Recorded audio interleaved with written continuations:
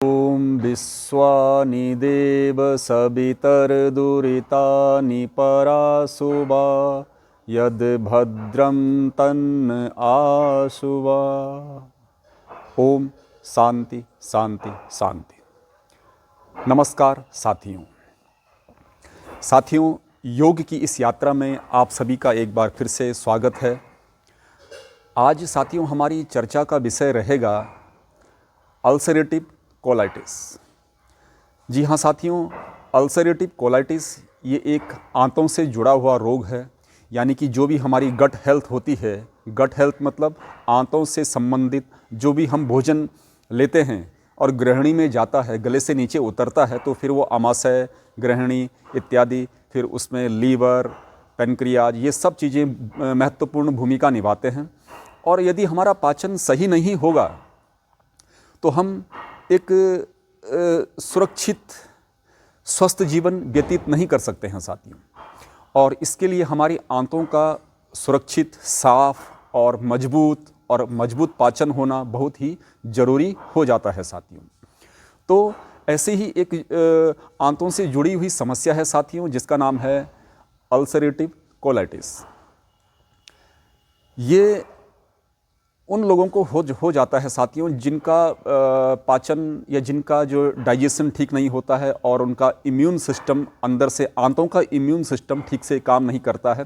और बचपन में भी यह बहुत से बच्चों को हो जाता है और यौन अवस्था में तो हो भी सकता है, क्योंकि उस समय अगर कोई पाचन क्रिया पे या खान पान पे सही ध्यान नहीं देता है, अपने हेल्थ पर सही ध्यान नहीं देता है, तो ये उसमें होने की संभावना बढ़ जाती है साथियों। एक्चुअल में होता यह है साथियों कि आंतों में सूजन आ जाती है। ठीक है, अल्सर का मतलब आंतों में सूजन आ जाना, और कोलाइटिस का मतलब जैसे कि आंतों में हमें सूजन होने के साथ साथ हमारा पाचन सही नहीं होगा तो हमें बार बार शौच के लिए जाना पड़ता है। एक दिन में 2-3 बार शौच लोगों को हो जाता है अगर जो इससे पीड़ित हो। और कई बार शौच में खून भी आ जाता है, क्योंकि आंतों में जब सूजन आता है तो उसमें घाव पड़ जाते हैं, और घाव में कई बार जो है जब घाव बढ़ जाता है तो उसमें खून जमा होने लगता है और वो फटने लगता है, अंदर से आंतें फटने लगती हैं, तो उसमें खून का रिसाव भी होने लगता है। खैर वो बहुत बड़ी भयंकर समस्या हो जाती है। उसके लिए भी हम थोड़ा सा उपाय आपको बताएंगे। इसमें साथियों हमें कुछ खान पान में इस प्रकार से ध्यान देना है कि जैसे कि हमें दूध, घी और मीठा, इन चीज़ों से हमें थोड़ा सा दूर रहना है, या इन चीज़ों को हमें कुछ टाइम के लिए छोड़ देना चाहिए जब तक हमारा अल्सरेटिव कोलाइटिस पूरी तरह से सही ना हो जाए। और छाछ इसके लिए सबसे बेहतरीन चीज़ है साथियों। दूध की जगह आप छाछ पिएं तो ज़्यादा अच्छा है। और अगर सर्दियों का मौसम है तो सर्दियों में आप दिन में छाछ पिएं और उसमें थोड़ा सा लवण भास्कर चूर्ण या हींग वाष्टक चूर्ण, या अगर ये सब नहीं है तो काला नमक डाल करके आप छाछ को पिएं, तो ये अल्सरेटिव कोलाइटिस के लिए बहुत ही ज़बरदस्त लाभकारी हो जाता है साथियों। फलों में साथियों आप अनार और बेल का जूस इसमें प्रयोग कर सकते हैं। अनार तो इतना ज़बरदस्त है साथियों पाचन क्रिया के लिए कि आंतों के लिए बहुत ही अधिक लाभकारी माना जाता है। अगर जिनके जो बुजुर्ग हैं, अगर किन्हीं के दांत नहीं हैं तो वो उसका जूस बनाकर पिएं। अगर जिन लोगों के जो युवा हैं, अगर वो युवा हैं, बच्चे हैं, उनके दांत सही हैं तो वो इसको चबा चबा कर खाएँ तो ये वो ज़्यादा अच्छा होता है साथियों। और यदि दांत नहीं है तो आप इसका जूस बनाकर पी सकते हैं। बेल इसमें अत्यधिक लाभकारी हो जाता है, बेल भी इसमें बहुत ज़बरदस्त है साथियों। जो बेल मतलब बेल पत्र जो होता है ना, बेल पत्र का आपने पेड़ देखा होगा, तो वो मैं उस बेल फल की बात कर रहा हूँ, वो इसमें बहुत ही लाभकारी हो जाता है। और इसके अलावा साथियों आप जो है छाछ का प्रयोग आप तो करें, साथ में आप दही भी आप इसमें ले सकते हैं। दही जैसे कि आप खिचड़ी में डालकर दही भी खा सकते हैं। जो अल्सरेटिव कोलाइटिस है, ये जो है हमारे दस्त इससे बढ़ जाते हैं, और दस्त के साथ साथ जो है हमारे अंदर जो एक खून की कमी हो जाती है साथियों, और इसमें शरीर पतला दुबला हो जाता है, बार बार शौच के लिए जाना पड़ता है, और चिकना पदार्थ आपके मल के साथ निकलता है। अगर किसी को कोलाइटिस की पहचान ना हो, अगर कोई इसका पहचान नहीं कर पाता है कि कोलाइटिस क्या होता है, तो इसमें जो है मल के साथ चिकना चिकना सा या झाग सा निकलता है, तो समझ लीजिए वो कोलाइटिस के लक्षण हैं साथियों। इसमें साथियों अगर किसी को जो है बहुत ज़्यादा कोलाइटिस बढ़ गया है, अल्सरेटिव कोलाइटिस हो गया है, आंतों में सूजन आ गई है, तो वो इसके लिए आयुर्वेदिक ट्रीटमेंट में छोटा सा आपको बता रहा हूँ कि इसमें कुटजा रिस्ट आता है एक रिस्ट आप किसी भी आयुर्वेदिक दवाखाने से ले सकते हैं, आयुर्वेदिक दुकानों से मिल जाता है, लेकिन कोई जांचा परखा हुआ या मान्य कुटजा रिस्ट ही लें जो कि अच्छी कंपनी का हो, उसका आप जो है कुटजा रिस्ट ले सकते हैं। इसको आप सुबह सुबह गर्म पानी के साथ मिला करके इसको पी सकते हैं अगर मौसम सर्दियों का है, नहीं तो आप इसको नॉर्मल पानी के साथ भी आप इसको पी सकते हैं साथियों, कुटजा रिस्ट। या अगर कुटजा रिस्ट नहीं तो कुटज घनवटी भी आता है साथियों, ये भी आयुर्वेदिक दवाखानों में मिल जाता है, कुटज घनवटी, इसका भी आप प्रयोग करें।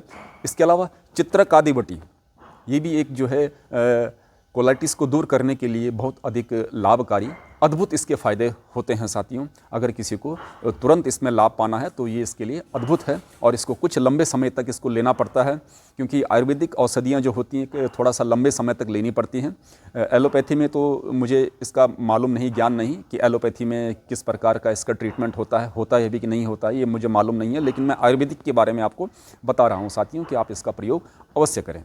इसके अलावा साथियों आप प्राणायाम करते रहें, और सारे के सारे प्राणायाम आप करें, सिर्फ कपालभाति ना करें, क्योंकि कपालभाति से अगर आप करेंगे तो पेट में हमारे झटके पड़ते हैं, और झटके पड़ेंगे तो जो है उसमें अल्सरेटिव कोलाइटिस इससे और ज़्यादा बढ़ जाता है साथियों। इसलिए आप कपालभाति अगर आप करें तो किसी आयुर्वेदिक सलाह पर करें या किसी अच्छी योग गुरु के निर्देशानुसार करें, वरना इसमें कपालभाति को छोड़ ही दें तो ज़्यादा अच्छा रहेगा।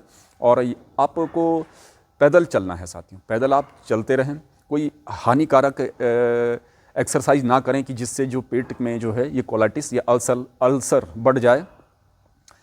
इसके लिए आप प्राणायाम यदि करें तो आप सिर्फ अनुलोम विलोम या भ्रामरी या उद्गीत या इस प्रकार के प्राणायाम आप करें। साथियों कुछ एक्यूप्रेशर पॉइंट भी मैं आपको बता रहा हूँ कि इसमें कुछ एक्यूप्रेशर पॉइंट ये हैं कि आप अपने जो है पिंडलियों को दबा सकते हैं। ये पिंडलियाँ हैं ना, पिंडलियों को आप जो है इस प्रकार से दबाते रहिए दोनों, क्योंकि पिंडलियों का सीधा सा संबंध जो है हमारी आंतों से होता है साथियों, इसलिए आप पिंडलियों को दबाते रहें, ठीक है, सुबह शाम जब भी भोजन करने से पहले। क्यों कोई भी एक्यूप्रेशर हो साथियों, हाँ एक चीज़ मैं बताना भूल गया साथियों, कोई भी एक्यूप्रेशर हो इसे आप भोजन से 1 घंटा पहले करें।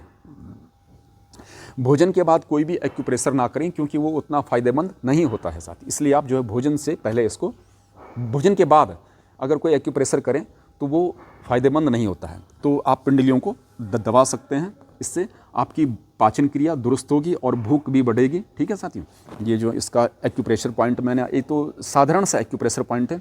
इसके अलावा साथियों आप जो है कुछ आसन भी मैं आपको थोड़ा सा बता देता हूँ कि आसन इसमें कौन कौन से लाभकारी हैं। साथियों ये हैं कि आप इसमें जो है मंडूकासन कर सकते हैं साथियों, ठीक है। ये मंडूकासन आप इसमें कर सकते हैं इस प्रकार से, ये वाला ये मंडूकासन है, ये इसमें आप इस प्रकार से करें। और हर एक आसन में साथियों आप जो है 1 मिनट से ज़्यादा आप कर सकते हैं, 1 मिनट से कम आपको नहीं करना है। या फिर आप जो है हलासन भी कर सकते हैं, ठीक है। और या आप जो है